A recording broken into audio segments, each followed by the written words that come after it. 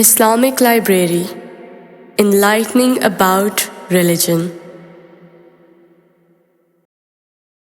حضرت حارث محاسبی رحمت اللہ تعالی علیہ طریقت کے اماموں میں سے ایک بزرگ، امام فنون، جاسوس ظنون، حضرت ابو عبداللہ الحارث اسد محاسبی رحمت اللہ تعالی علیہ۔ آپ علم اصول اور علم فروع کے عالم اور اپنے وقت کے تمام اہل علم کے مرجع تھے۔ علم تصوف میں رغائب نامی کتاب آپ ہی کی تصنیف ہے، اس کے سوا بکثرت تصانیف ہیں۔ آپ ہر فن میں بلند مرتبہ اور بلند ہمت تھے۔ اپنے زمانہ میں آپ بغداد میں شیخ المشائخ کہلاتے تھے۔ آپ کا ارشاد ہے، دل کی حرکتوں کا علم محل غیب میں اس عمل سے زیادہ مشرف ہے جو اعضاء کی حرکتوں سے حاصل کیا جائے۔ اس سے آپ کا مطلب یہ ہے کہ علم محل کمال ہے اور جہل مقام طالب، اور علم حضوری اس سے بہتر ہے کہ جہل کی چوکھٹ پر کھڑا رہے، کیونکہ آدمی کو علم درجہ کمال پر پہنچاتا ہے اور جہالت تو چوکھٹ سے بھی گزرنے نہیں دیتی۔ در حقیقت علم عمل سے افضل ہے۔ علم ہی کے ذریعے حق تعالی کی معرفت حاصل ہو سکتی ہے، لیکن صرف عمل سے اسے نہیں پا سکتے۔ اگر بغیر علم کے عمل اسے اس تک پہنچا سکتا تو نصارہ اور راہب اپنے ریاضت و مجاہدے کی شدت کی وجہ سے مشاہدے تک پہنچ چکے ہوتے، اور مسلمان قلت عمل کی بنا پر غیوبت میں نافرمان اور نامراد ہوتے۔ اس سے معلوم ہوا کہ عمل بندہ کی صفت ہے اور علم خدا کی صفت۔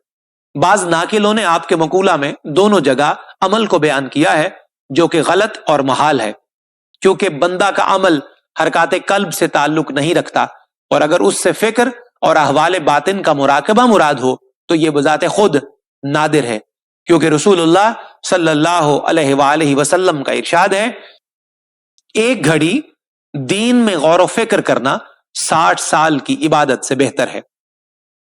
در حقیقت اعمال باطن ظاہری عمل سے افضل ہے، اور احوال و اعمال باطن کی تاثیر در حقیقت اعمال ظاہری سے مکمل اور جامع ہوتی ہے۔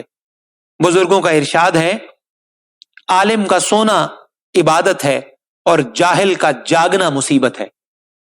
اس کی وجہ یہ ہے کہ سونے اور جاگنے میں جب اس کا باطن مغلوب ہوتا ہے تو ظاہر یعنی جسم بھی مغلوب ہو جاتا ہے، اس لیے غلبہ حق سے باطن کا مغلوب ہونا اس نفس سے بہتر ہے جو مجاہدے کے ظاہری حرکتوں پر نفس کا غلبہ حاصل کر لیتا ہے۔ حضرت محاسبی رحمت اللہ علیہ نے ایک دن ایک درویش سے فرمایا، خدا کے ہو کے رہو ورنہ خود نہ رہو۔ مطلب یہ کہ حق کے ساتھ باقی رہو اور اپنے وجود سے فانی ہو جاؤ، یعنی صفائے باطن کے ساتھ خاطر جمع رہے یا فقر سے پراگندہ، گویا اپنی ہستی کو فنا کر کے حق کے ساتھ باقی رہو، یا اس صفت پر قائم رہو جیسا کہ خدا نے فرمایا، اسجدوا لآدم، آدم کے لیے سجدہ کرو، یا اس فرمان الہی کی صفت بن جاؤ، حل اتی علی الانسان حین من الدہر لم یکن شیئا مذکورا، کیا انسان پر ایسا وقت نہیں آیا جبکہ وہ قابل ذکر شے نہیں تھا؟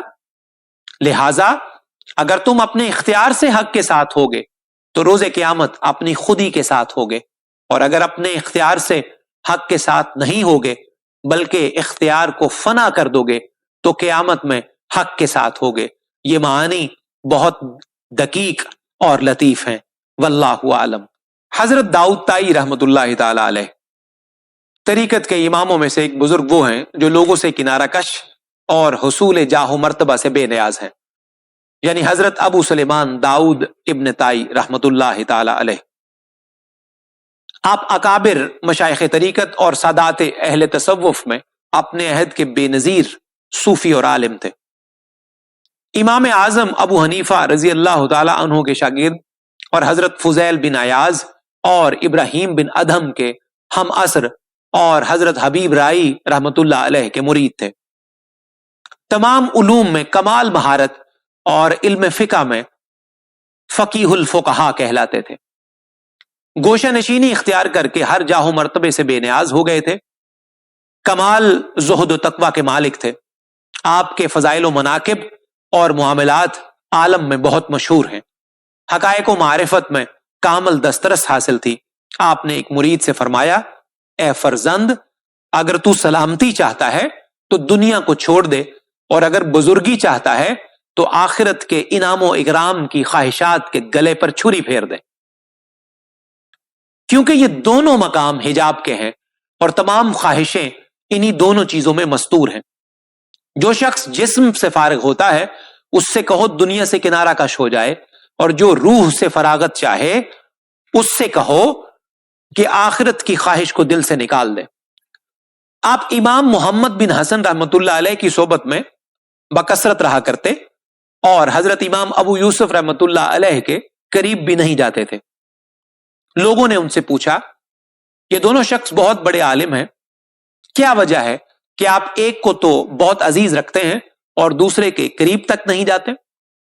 آپ نے فرمایا، وجہ یہ ہے کہ حضرت امام محمد بن حسن نے دنیاوی مال دے کر علم حاصل کیا ہے، اور ان کا علم دین کی عزت اور دنیا کی ذلت کا موجب ہے، اور امام ابو یوسف نے درویشی اور مسکینی دے کر علم حاصل کیا اور اپنے علم کو عزت و منزلت کا ذریعہ بنایا ہے، اس لیے وہ امام محمد ابن حسن کے ہم بلہ نہیں ہیں۔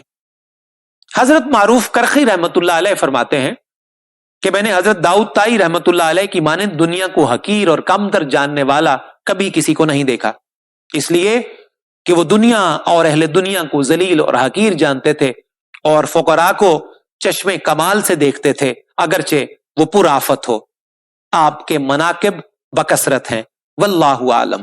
حضرت سری سکتی رحمت اللہ تعالی علیہ طریقت کے اماموں میں سے ایک بزرگ، شیخ اہل طریقت، منقطع از جملہ علائق، حضرت ابو الحسن سری بن مغلس سختی رحمت اللہ تعالی علیہ۔ آپ حضرت جنید بغدادی رحمت اللہ علیہ کے ماموں تھے۔ تصوف کے تمام علوم میں آپ کی بڑی عظمت و شان تھی۔ سب سے پہلے جس نے باطنی مقامات کی ترتیب اور بسط احوال میں غور و خوض کیا ہے وہ آپ ہی تھے۔ عراق کے بکثرت مشائخ آپ کے مرید تھے۔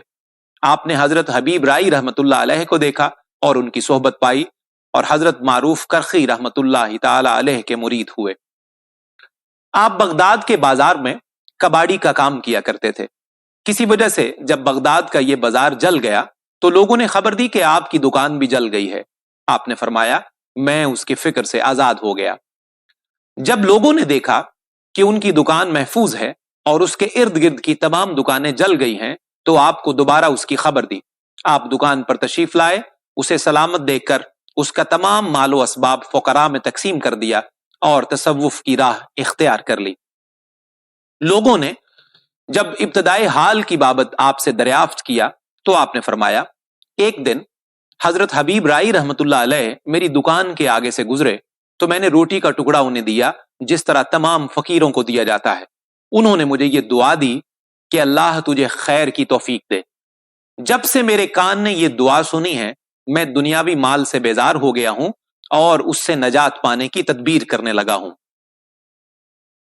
آپ یہ دعا بکثرت مانگا کرتے تھے، خدایا جب کبھی تو مجھے کسی چیز کا عذاب دینا چاہے تو مجھے حجاب کی ذلت کا عذاب نہ دینا، اس لیے کہ جب میں حجاب میں نہ ہوں گا تو تیرا عذاب و بلا میرے لیے ذکر و مشاہدے کے ذریعے آسان ہو جائے گا، اور جب میں حجاب میں ہوں گا تو اس حجاب کی ذلت میں تیری یہ نعمتیں ہی مجھے ہلاک کر دیں گی۔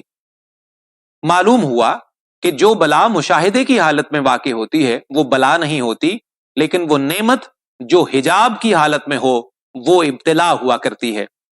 دوزخ میں حجاب سے بڑھ کر کوئی عذاب شدید اور سخت تر نہیں ہوگا، کیونکہ اگر دوزخ میں دوزخی اللہ رب العزت کے مشاہدے اور مکاشفے میں ہوں تو گناہگار مسلمان جنت کو ہرگز نہ یاد کرتے، اس لیے کہ دیدار الہی جسموں میں خوشی و مسرت کی ایسی لہر دوڑا دیتا ہے کہ جسم پر بلا و عذاب کا ہوش ہی نہیں رہتا، اور جنت میں کشف و مشاہدہ الہی سے بڑھ کر کوئی نعمت نہیں ہے، کیونکہ جنت کی تمام نعمتیں بلکہ اس سے مزید 100 گنا نعمتیں میسر کیوں نہ ہوں، لیکن حق تعالی کے مشاہدے سے حجاب میں ہوں تو یہ ان کے دلوں کے لیے موجب ہلاکت ہے۔